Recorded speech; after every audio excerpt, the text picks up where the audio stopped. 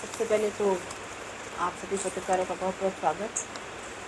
आज गोविंद सिंह जी डोटासरा हमारे प्रदेश अध्यक्ष, उनके निर्देशानुसार जो अभी 16 तारीख को बिल पेश हुआ महिला आरक्षण के लिए, उसके लिए प्रेस वार्ता रखी गई है। और इस प्रेस वार्ता में आज मेरे को यहाँ प्रभारी बना के भेजा है और मेरे साथ में विराजमान है प्रियंका जी, यहाँ से जिलाध्यक्ष और महिला जिलाध्यक्ष, और पीसीसी सदस्य रेशमा जी, जिला परिषद सदस्य, और यहाँ कांग्रेस पार्टी के जो भी पदाधिकारी बैठे हैं सब मौजूद हैं। आज जो 16 तारीख को बिल पेश किया गया महिला आरक्षण के लिए, ये बिल तो बहुत पहले 2023 में ही हो गया था। और आज इन्होंने जो ये बिल पेश किया और हाथों हाथ 3 दिन का इन्होंने सदन बुलाया, स्पेशल सदन। इसकी क्या ज़रूरत पड़ी कि आपने 3 दिन में सदन बुलाया और आपने ये बिल पेश किया। और इस बिल के साथ में आपने एक जोड़ी कि जनगणना होनी चाहिए और फिर परिसीमन। महिला आरक्षण के लिए कहाँ जनगणना की ज़रूरत है और कहाँ आरक्षण की ज़रूरत है। आज पंचायती राज में, नगरपालिका में ये तो पहले से 33% आरक्षण लागू है, लेकिन इन्होंने स्पेशल ये सदन बुलाया और इन्होंने स्पेशली लोकसभा में ये बिल पारित किया जिसकी अभी ज़रूरत नहीं थी। बिल पारित आप कर रहे हो तो इसमें ना तो इसकी परिसीमन की ज़रूरत है और ना ही जनगणना की ज़रूरत है।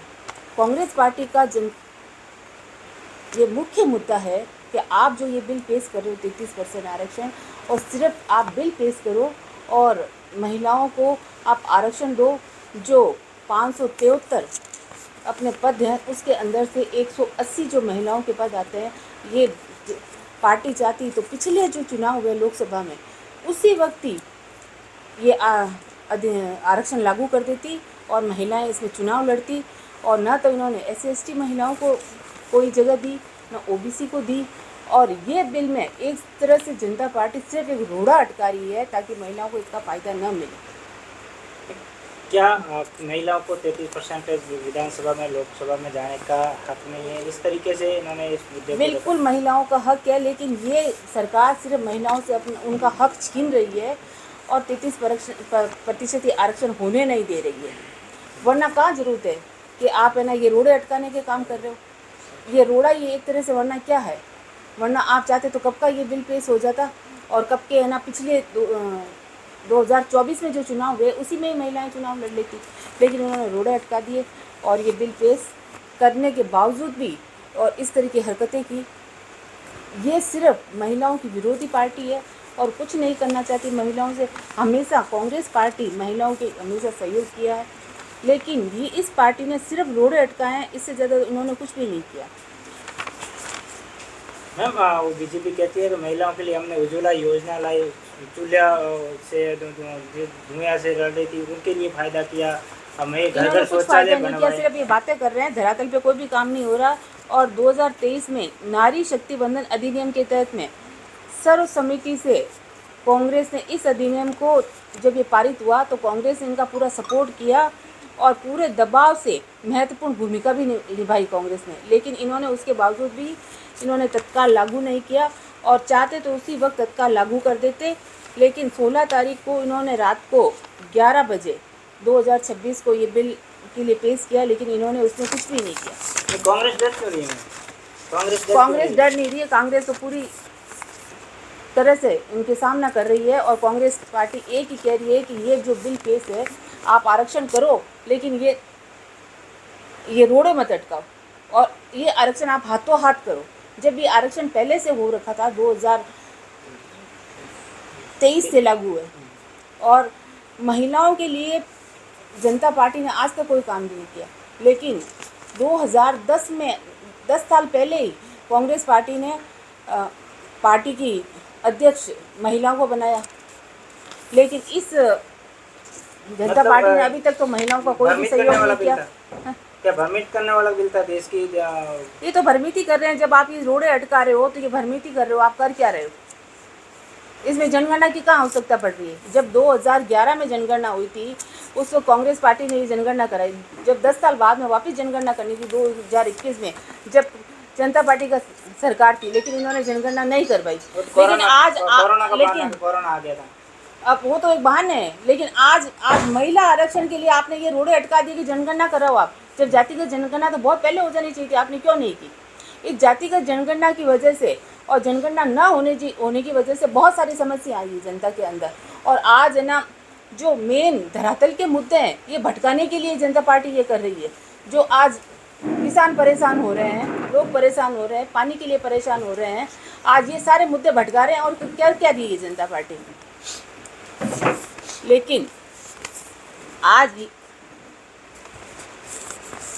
राष्ट्रीय अध्यक्ष नहीं बनी, आज तक नहीं बनी, जबकि 10 साल पूर्व ही महिला राष्ट्रीय अध्यक्ष चुन ली गई थी कांग्रेस ने।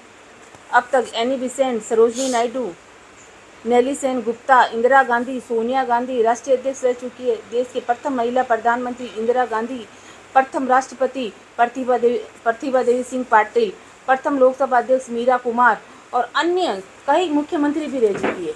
लेकिन बीजेपी पार्टी में ऐसा अभी तक कुछ भी नहीं हुआ है और कांग्रेस पार्टी मजबूती से इनका विरोध कर रही है। और कांग्रेस की एक ही मांग है कि आप ये बिल पेश कर रहे हो और ये हम सिर्फ 33% आरक्षण महिलाओं के लिए मांग रहे हैं और ये आप आरक्षण दो। और आने वाला चुनाव पंचायती राज का है और नगर पालिका के हैं, ये सब 33% आरक्षण के अंदर वो चुनाव लड़े।